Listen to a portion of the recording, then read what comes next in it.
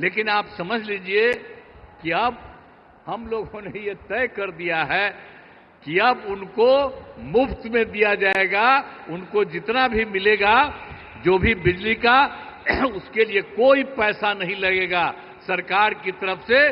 सब परिवार को मुफ्त में हम लोग उपलब्ध कराएंगे, ये भी कर दिया।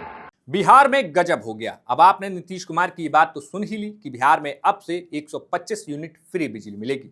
लेकिन इस फ्री बिजली के ऐलान को पलीता उस वक्त लगा दिया गया जब उत्तर प्रदेश के ऊर्जा मंत्री ए.के. शर्मा ने ऐसा बयान दिया, जिसके बाद अब वो पूरे विपक्ष के निशाने पर आ गए हैं। दरअसल उत्तर प्रदेश के ऊर्जा मंत्री ए.के. शर्मा, जो कि प्रधानमंत्री मोदी के बेहद ही खास कहे जाते हैं, पूर्व आईएएस रहे हैं और खासतौर पर गुजरात में उनका लंबा का प्रशासनिक अनुभव रहा है। उनको वीआरएस लेने के बाद उत्तर प्रदेश भेजा गया, जहां पर वो भारतीय जनता पार्टी की तरफ से एमएलसी बने और 2022 के बाद ऊर्जा मंत्री की उनको जिम्मेदारी सौंपी गई और खासतौर पर कैबिनेट में उनको हिस्सा दिया गया।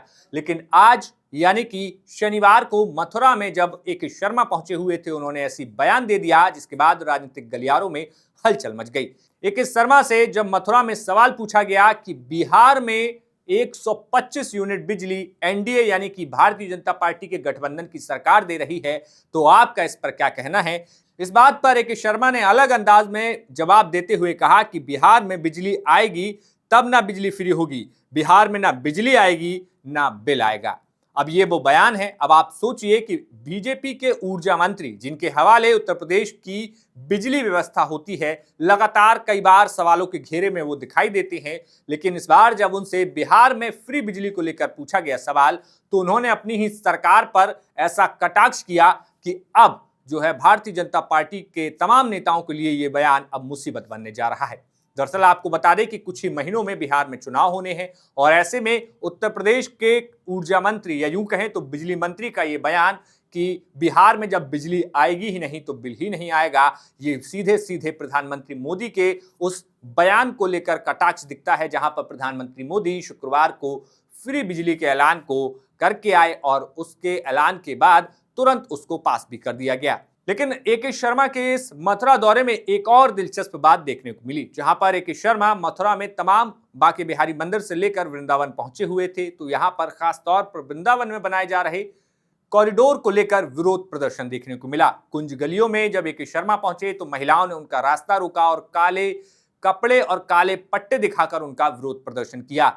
यहां पर सुरक्षा व्यवस्था तमाम चाक चौबंद की गई थी, लेकिन कानून और प्रशासन की सख्ती के बाद भी महिलाओं ने अपना प्रदर्शन जारी रखा।